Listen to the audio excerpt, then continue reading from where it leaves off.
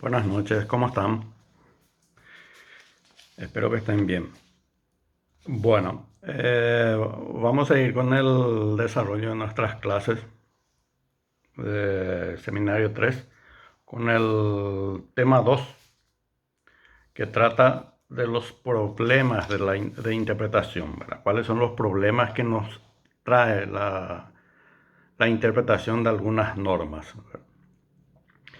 Bueno, así en forma general, en principio le digo que los problemas de interpretación son la vaguedad, la ambigüedad. Dentro de la ambigüedad tenemos la ambigüedad semántica y la ambigüedad sintáctica. También tenemos el contexto, el problema de las antinomias y el problema de las lagunas. Estos son los problemas que generalmente surgen en la interpretación de una norma jurídica o en la resolución de un caso específico dentro de un proceso judicial. Bueno, la vaguedad, ¿qué sería la vaguedad? La vaguedad sería la falta de precisión de una norma, para que sea que el texto de la norma sea algo, por ejemplo, genérico, para que nos explique bien, que no nos dé una definición o una dirección exacta a qué se refiere. Entonces, afecta las palabras, ¿verdad?, del lenguaje y decimos vago la norma cuando no se especifica claramente su ámbito de aplicación. Como ejemplo, podemos ver algunas normas de la Constitución Nacional que dice que todo ciudadano tiene la libre expresión de la personalidad. Pero ¿qué es la libre expresión de la personalidad? Nadie sabe, nadie puede, o sea, tenemos idea de lo que más o menos sería la libre expresión de la personalidad, ¿verdad? De que cada uno pueda expresarse ante la sociedad o dar una personalidad que a cada uno le crea conveniente, ¿verdad? Y ya sea en el ámbito de la cultura, inclusive la sexualidad, eh, laboral, lo que sea, ¿verdad? ¿Cuál va a ser la personalidad de cada uno, ¿verdad? La Constitución nos da esa libertad a cada uno de expresarnos nuestra personalidad en la forma que uno cree conveniente, ¿verdad? Pero nos dicen que hasta dónde, ni desde dónde, hasta dónde, en qué sentido, ¿verdad? Esa, entonces la norma se traduce allí en lo que se denomina la vaguedad. Es vago, ¿verdad?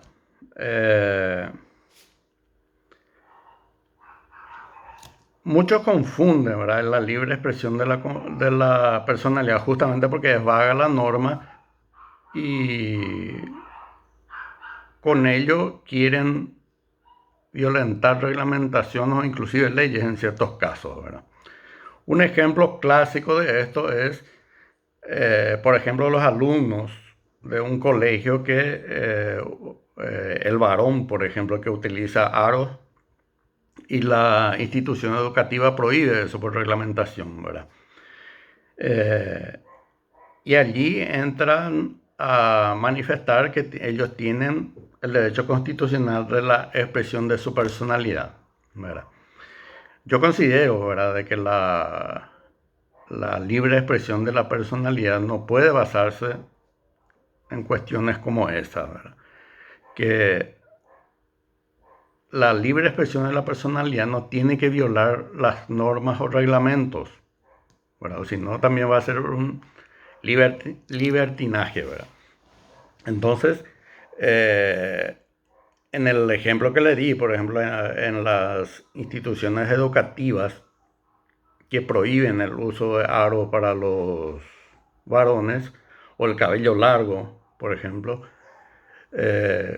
no pueden confundirse con la libre expresión de la personalidad, ¿verdad? Obviamente que ese chico o joven o lo que sea puede hacerlo fuera de la institución que no prohíbe, o sea, que prohíbe, perdón. Si la institución prohíbe, uno debe someterse a la reglamentación, ¿verdad?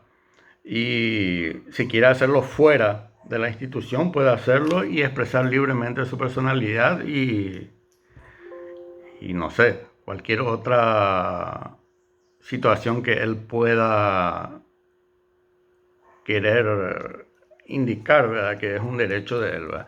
Y es un derecho que él utilice eh, ese elemento que generalmente utilizan las mujeres, ¿verdad? Pero si la institución tiene una reglamentación, se debe respetar esa reglamentación, ¿verdad?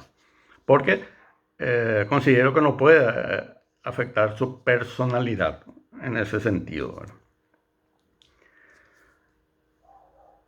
Otra norma constitucional, por ejemplo, hay una que protege a la persona de la tercera edad.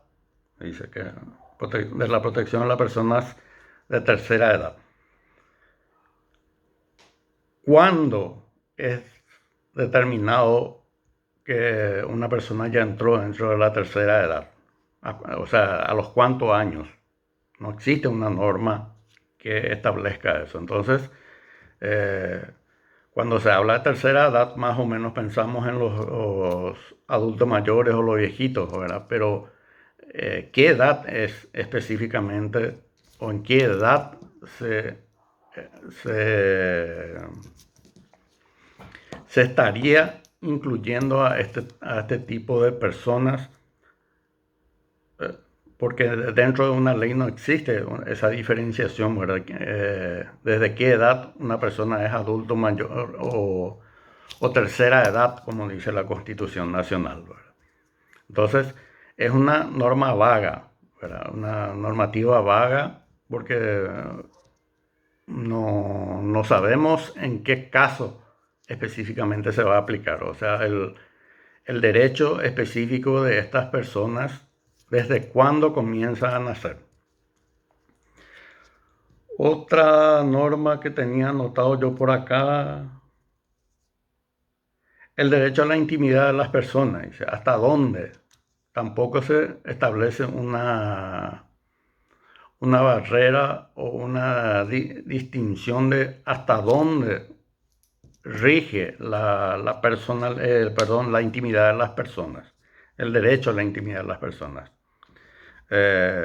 Solemos ver, por ejemplo, y justo ahora en esta contingencia, que los trabajadores de la prensa ya automáticamente filman o sacan fotos de las personas que son detenidas en las barreras y sin consentimiento de esa persona, ¿verdad?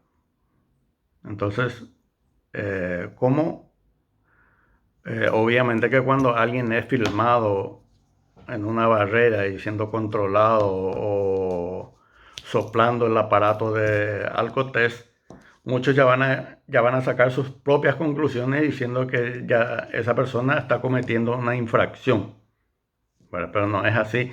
Entonces, el derecho a la intimidad, ¿dónde está? ¿Verdad? Eso tendría que estar mejor regulado y aclarado, ¿verdad? Hasta dónde. Los que más eh, cometen este tipo de violaciones son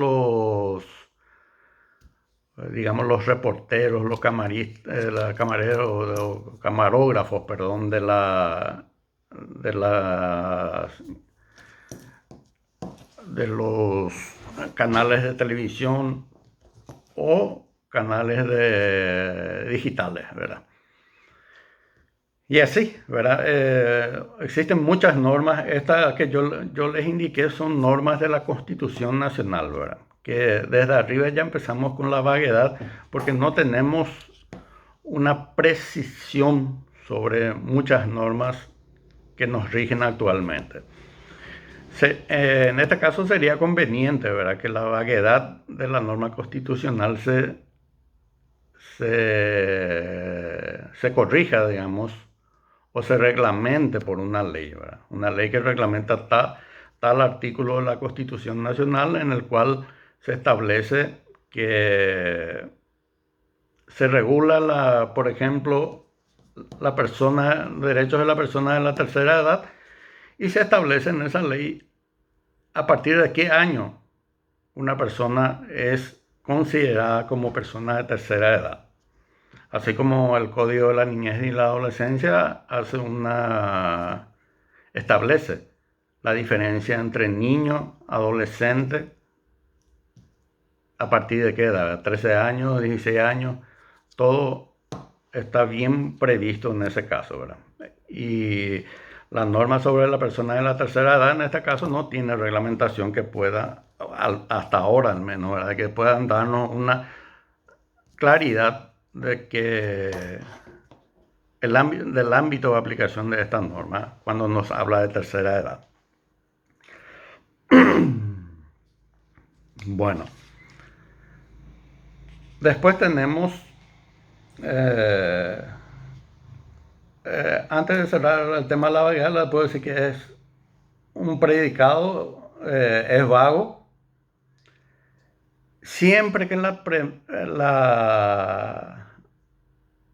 pregunta admita una respuesta dudosa. ¿A qué se refiere? ¿Verdad? En el caso, por ejemplo, libre expresión de la personalidad, ¿a qué se refiere? Tenemos conceptos, ¿verdad?, doctrinarios sobre uno y otra persona que opine sobre qué es el derecho a la personalidad, qué es el derecho a la intimidad, pero lo que a nosotros nos interesa es el alcance legal, porque eso es lo que los abogados utilizan al momento de reclamar un derecho del cliente. Bueno, otro problema de interpretación o de las normas que nos lleva a aplicar la interpretación jurídica es la ambigüedad. ¿Qué es la ambigüedad? Cuando la palabra de la norma, en este caso, ¿verdad?, se le puede atribuir un significado o más de un significado, ¿verdad? Por eso pueden tener inclusive dos significados una misma palabra, ¿verdad? Ese es un problema que sí encontramos en muchas de nuestras legislaciones, ¿verdad? Entonces, cuando hablamos de ambigüedad, hablamos de que una palabra puede tener dos o más sentidos, ¿verdad?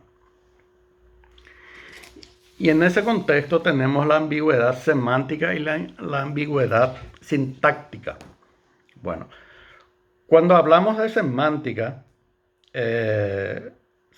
decimos de que es posible interpretar la oración de una forma y también puede ser interpretada de otra forma, de dos formas, ¿verdad?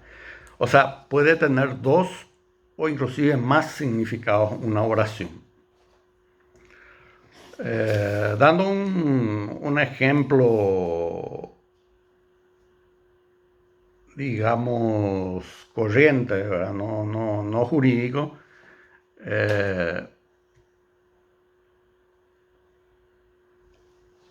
podemos hacer la diferencia entre banco. ¿Qué es un banco? Es una institución financiera, ¿verdad?, que puede ser pública o privada. Pero también banco es un lugar o un mueble en donde una persona puede utilizar ese mueble para sentarse. Estamos hablando de banco en dos contextos, ¿verdad? Entonces, la palabra banco es ambigua, ¿verdad? Entonces vamos a tener que ver el contexto. Sí, a veces el contexto es muy, muy fácil, ¿verdad? Si yo digo voy a depositar dinero en el banco, obviamente que no va a ser que se va a depositar en el banco donde uno se sienta en la plaza, por ejemplo, ¿verdad? Ahí no va a poder depositar el dinero, ¿verdad? O decir, al decir me voy a sentar en el banco, ahí ya entramos un poco en una ambigüedad. ¿Por qué? Porque yo no sé si me voy a sentar en el mueble banco o si voy a entrar en una institución, o sea, que la persona que me está expresando eso, si va a entrar en la institución bancaria o financiera a sentarse allí adentro, ¿verdad? Que puede ser, ¿verdad? Entonces, ahí ya entramos con el doble sentido de la palabra, ¿verdad? O la el doble significado de la palabra, ¿verdad? Una frase, por ejemplo, en donde se dice, se citaron en el banco donde se habían conocido, ¿verdad? ¿Dónde se conocieron? En el banco, institución financiera, o no, por ejemplo, puede ser un banco que está en una plaza, ¿verdad? Entonces, esos temas, por ejemplo, algunas declaraciones testificales o ya sea en el ámbito civil o penal, pueden traer una confusión, ¿verdad? Porque una pregunta, por ejemplo, ¿en dónde ustedes se citaron para realizar tal acto, ¿verdad? Y que digan, nosotros nos citamos en el banco, ¿verdad? Pero los hechos deben ser precisos en el proceso, ¿verdad? Y entonces hay que saber si es banco, institución financiera o banco mueble para sentarse, ¿verdad? O banco que se halla en una determinada plaza. Bueno, esa es la, la naturaleza de la ambigüedad semántica, ¿verdad? Cuando tiene dos o más significados. La ambigüedad sintáctica, en cambio, depende no del significado o de los términos de las palabras o los sintagmas singulares, sino de la estructura lógica de los enunciados, ¿verdad? Un ejemplo dice, las niñas y las ancianas enfermas fueron al sanatorio. Las niñas y las ancianas enfermas fueron al sanatorio. Atiendan bien de que esta oración no es claro si las niñas y las ancianas están enfermas o solamente las ancianas. Las niñas y las ancianas enfermas fueron al sanatorio. Ambas, las niñas y las ancianas, están enfermas o solamente las ancianas. Ese es un problema sintáctico, ¿verdad? En la forma de elaboración de la estructura lógica de esa oración. Entonces, la ambigüedad también es otro problema que muchas veces encontramos en nuestra legislación y también en el planteamiento de los hechos planteados por las partes ya sea en su demanda o contestación, ¿verdad? Que posteriormente puede dar una dificultad para la resolución del caso. Bueno, otro problema de interpretación que se crean las normas son las antinomias. En otras palabras, es contradicción, ¿verdad? Que dos normas se contradigan. Una norma permita y otra norma prohíbe, por ejemplo, un determinado acto o hecho a realizarse, ¿verdad? Se dice así que existen conflictos entre dos normas y que resulta o crea un problema a la hora de la decisión jurisdiccional o la decisión del juez, ¿verdad? Porque una norma prohíbe la realización de determinado acto y otra permite, ¿verdad? En ese caso tenemos de que se vuelve incoherente el sistema jurídico y es un problema que hay que buscar solucionar, ¿verdad? Todas las soluciones a esto vamos a ir viendo después del desarrollo de esta y la siguiente unidad para que podamos ya ir entrando en los, perdón, En los casos prácticos, ¿verdad? De cuáles son de algunas leyes que tienen problemas de interpretación, qué reglas de interpretación vamos a utilizar para la solución y la solución en sí, ¿verdad? Porque esos son los tres pasos para aplicar la interpretación jurídica. En primer lugar, determinar cuál es el problema que surge en ese momento, si es ambigüedad, si es antinomia o si es vacío legal de la norma. Entonces, el primer paso es ese. El segundo es buscar qué reglas de interpretación voy a utilizar para solucionar ese caso. Y por último, determinar la solución, ¿verdad? Así es el paso que se tiene que realizar. Pero eso vamos a ver después otra vez. No se preocupen. Bueno, la antinomia o lo contradictorio, como le había dicho, la antinomia significa contradicción entre dos normas, puede ser total, cuando existe una incompatibilidad absoluta entre las normas, o sea, son totalmente contradictorias. Por ejemplo, la norma 1 permite la venta de bebidas alcohólicas, o sea, se permite la venta de bebidas alcohólicas. Y otra norma, la norma 2, prohíbe la venta de bebidas alcohólicas. O sea, existe una antinomia total, ¿verdad? Porque son totalmente contradictorios, ¿verdad? No hay modo de una aplicación parcial de una norma sobre la otra o con la otra. Después, podemos decir también que la antinomia puede ser parcial, ¿verdad?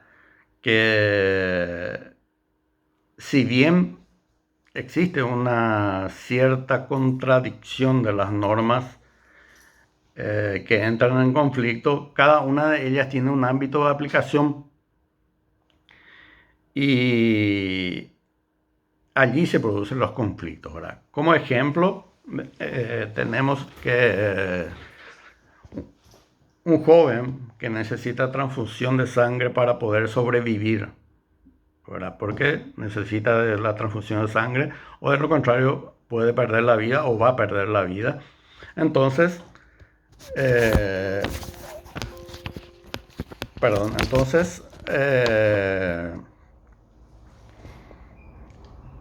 los familiares se niegan a que esa transfusión se lleve a cabo.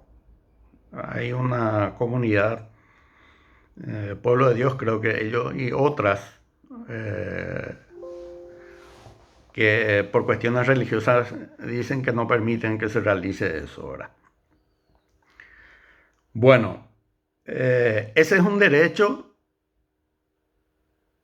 que tienen ellos, ¿verdad? O alegan que va en contra de su religión, ¿verdad? Entonces, nuestra Constitución establece una libertad de culto, ¿verdad? Y habría que, entre comillas, respetar, ¿verdad? El culto o la religión y las disposiciones de cada religión, ¿verdad? Hay algunos que hacen, por ejemplo, ayunas de todo el día, todo un día o un mes, y cada una tiene su propia característica, cada religión, ¿verdad? Entonces, al establecer la libertad de culto en la Constitución, no podemos estar diciéndole a la religión tal que puede hacer esto y a la religión tal que no puede hacer aquello, ¿verdad? Y dentro de la naturaleza de una de ellas o una o varias, ellos eh, tienen una prohibición de hacer ese tipo de tratamiento, ¿verdad? La transfusión de sangre. Entonces, ellos se amparan por la libertad de culto y la defensa de sus creencias, norma constitucional, ¿verdad? Pero que allí encontramos también otras normas que se contradice o colisiona con esa norma en el sentido de que existe la Constitución ampara el derecho a la vida, y también la obligación de los médicos de proteger la vida del paciente, ¿verdad? Hay una norma, la libertad de culto le dice que ellos pueden obrar de esa forma, y la Constitución que obliga al Estado a respetar y y a cuidar de la vida de todos los habitantes de la República, ¿verdad? Ahí hay un conflicto de normas, ¿verdad? Y el juez en ese caso tiene que saber si se judicializa, ¿verdad? A quién darle la razón, ¿verdad? Decir en su sentencia, bueno, esto es una cuestión religiosa, ¿verdad? Y ellos tienen esa característica o esas disposiciones rigen para ello y no podemos meternos nosotros y no se le puede obligar a hacer una transfusión de sangre. Y está la otra norma, ¿verdad? El derecho a la vida y obligación de los médicos de proteger la vida del paciente y el del Estado también de proteger la vida de los pacientes, en el cual se puede decir, no, la vida está en primer lugar y vamos a obligarle a que se haga la transfusión de sangre, quiera o no quiera su pariente o quiera o no quiera el paciente, ¿verdad? Ahí estamos ante una antinomia parcial, porque una norma se aplica en un determinado campo y la otra también.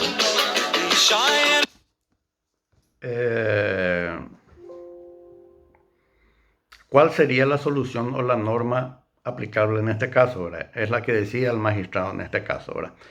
Ya hubieron varios casos en todo el país sobre este tema, ¿verdad? La transfusión de sangre de personas que por cuestiones de culto o religión no permiten y prefieren que muera su pariente o el mismo paciente prefiere perder la vida antes que realizar ese acto, ¿verdad? Y en todos los casos que yo conozco, la justicia se expidió en que el derecho a la vida es superior a cualquier otro derecho y por lo tanto se le obliga a esa persona o se obliga a los pacientes, a los médicos a que realicen la transfusión de sangre para preservar la vida del paciente. Bueno, esa es una antinomia parcial. Puede existir también una antinomia total parcial, cuando el ámbito de aplicación de una norma particular está incluido en otra general.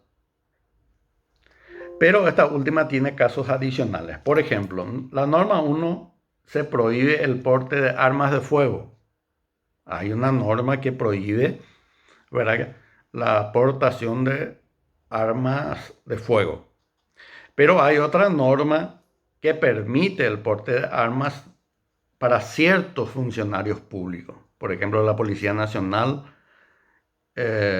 u otras personas, las Fuerzas Armadas, ¿verdad? Los integrantes de las Fuerzas Armadas, está permitido para ellos, ¿verdad?, la utilización de armas de fuego. Inclusive a particulares en ciertas circunstancias se le permite la aportación de armas de fuego. Entonces hay una norma que prohíbe en general, pero en particular para ciertos casos autoriza la aportación de armas. Ahí estamos ante una antinomia total parcial. Total porque la norma dice está prohibido el uso de armas de fuego, pero otra norma clasifica esa prohibición, ¿verdad? O aplica la permisividad a un determinado ámbito, como ser la Policía Nacional, Fuerzas Armadas y ciertas personas particulares, también ciertas, en general, autoridades o personas que por el ejercicio de su profesión necesite, por ejemplo, los guardias de seguridad o una persona que tenga un comercio financiero, también se le puede permitir excepcionalmente la utilización de armas de fuego. Bueno, ¿cómo se soluciona la antinomia? En principio tenemos tres formas de solución, ¿verdad? Los modos normales de solución, que son el criterio jerárquico, el criterio cronológico y la especialidad. El criterio jerárquico consiste en que una ley superior deroga a una ley inferior y lo torna inaplicable. Si una ley, por ejemplo, prohíbe una determinada actividad, por ejemplo, el ejercicio de la prensa o la privación de ciertos derechos de la prensa, ¿verdad? Por ejemplo, claro, que exija a la prensa que delate o que exprese quién es la fuente de su información, de dónde obtuvieron esa información. Sin embargo, la Constitución establece que la prensa no está obligada a dar a saber, ¿verdad?, la fuente de su información. ¿Qué ocurre? Hay una contradicción, una antinomia, ¿verdad? La ley permite que se le pueda exigir a la prensa a establecer o a mencionar la fuente de su información que fue publicada, y la Constitución prohíbe. Este caso resulta, hasta si se quiere, fácil, ¿verdad? ¿Por qué? Porque vamos a aplicar por el criterio jerárquico lo que dispone la Constitución Nacional. ¿Por qué? Por el sistema de prelación de leyes establecido en la propia Constitución Nacional, que establece, ¿verdad?, que el ordenamiento jurídico va a ser la Constitución Nacional, los tratados y acuerdos internacionales ratificados por el Congreso, las leyes nacionales y otras normas de inferior jerarquía. Entonces, por encima de la ley está la Constitución. La famosa pirámide de Kelsen también se le denomina, ¿verdad? Y en ese orden se tienen que aplicar las normas, ¿verdad? La Constitución, los tratados y después las leyes. Entonces, si la ley contradice lo que dice un tratado o lo que dice la Constitución, en este caso se va a aplicar las normas de mayor jerarquía. Entonces es fácil solucionar este problema de antinomia o contradicción. Después tenemos el sistema para corregir o solucionar estos problemas, el criterio cronológico. ¿En qué consiste el criterio cronológico? Que una ley posterior deroga a una ley anterior. Automáticamente lo deroga, ¿verdad? Puede ser en forma expresa o puede ser en forma tácita. ¿Cómo es eso? Expresa es cuando la ley nueva establece que por ejemplo, está derogado el artículo 21 del Código Civil. Queda derogado el artículo 21 del Código Civil, o quedan derogadas todas las disposiciones contrarias a lo dispuesto en esta ley. Con eso va derogando todo lo que anteriormente se dijo al respecto de una determinada cuestión, ¿verdad? Y la tácita es cuando se refiere a una misma situación, si bien no dice que queda derogada, por el hecho de ser una ley nueva ya automáticamente lo deroga, ¿verdad? Por ejemplo, les puedo dar una ley que prohibía el consumo de menores de 20 años de edad, cuando en esa oportunidad la mayoría de edad era a partir de los 20 años. Posteriormente, una modificación del Código Civil estableció que la mayoría de edad es a partir de los 18 años, una ley posterior que modificó el Código Civil. Esa ley posterior derogó la anterior con relación a la prohibición de consumición de bebidas alcohólicas a menores de 20 años, decía, ¿verdad? Cuando 20 años era la mayoría de edad. Entonces, obviamente que al dictarse una norma de aplicación general en el país donde se considera ya una persona con 18 años de edad, mayor de edad, con todos sus derechos y obligaciones, no va a poder esperar una persona mayor de edad 2 años más para que pueda consumir bebida alcohólica, ¿verdad? Sería un absurdo jurídico, ¿verdad? Entonces, la norma posterior que dispuso que la mayoría de edad se adquiría a partir de los 18 años, derogó aquella norma anterior que prohibía la consumición de bebidas alcohólicas a menores de 20 años de edad. En forma tácita lo derogó, ¿verdad? Porque ya resulta inaplicable, ¿verdad? Y por último tenemos la especialidad, ¿verdad? Existen normas generales de aplicación para todos los habitantes o todas las circunstancias jurídicas que se deban dar con relación a esas normas, así como el Código Penal, ¿verdad? Es aplicable a todos los habitantes del país, el Código Civil es aplicable a todos los habitantes del país, y otras que son denominadas especiales, por ejemplo, la ley del funcionario público. La ley del funcionario público solo es aplicable para ellos, para los funcionarios públicos.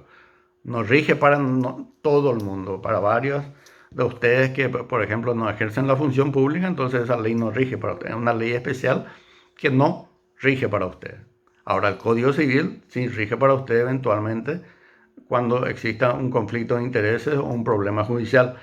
El Código Penal, en caso de que se haya violado una de las normas penales, entonces rige para todos, ¿verdad? Bueno, esa es la diferencia entre ley general y ley particular o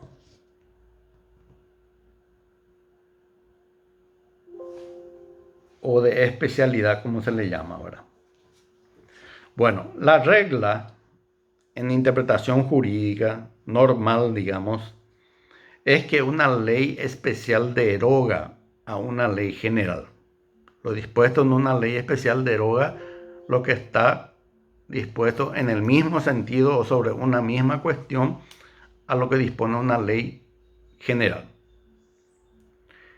Pero les aclaro desde ya de que ello no se aplica en nuestra legislación.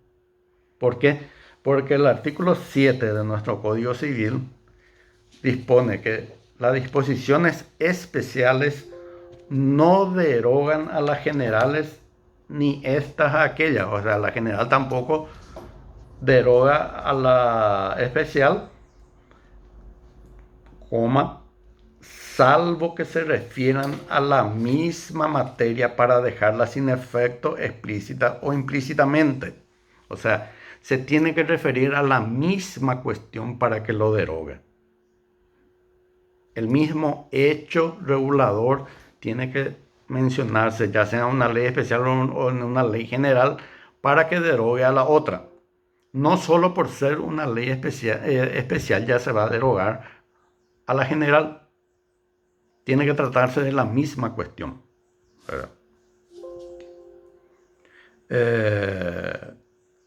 Justamente un ejemplo es el tema de la prohibición de consumición de bebidas para menores de 20 años de edad. Esa es una ley especial porque se creó solo para eso, ¿verdad? Sin embargo, posteriormente, una ley general, el Código Civil, se modificó y de 20 años se redujo a 18 la mayoría de edad. Y con ello derogó a la ley especial. ¿Por qué? Porque se trata de una misma cuestión, la mayoría de edad, el mismo tema, la misma materia.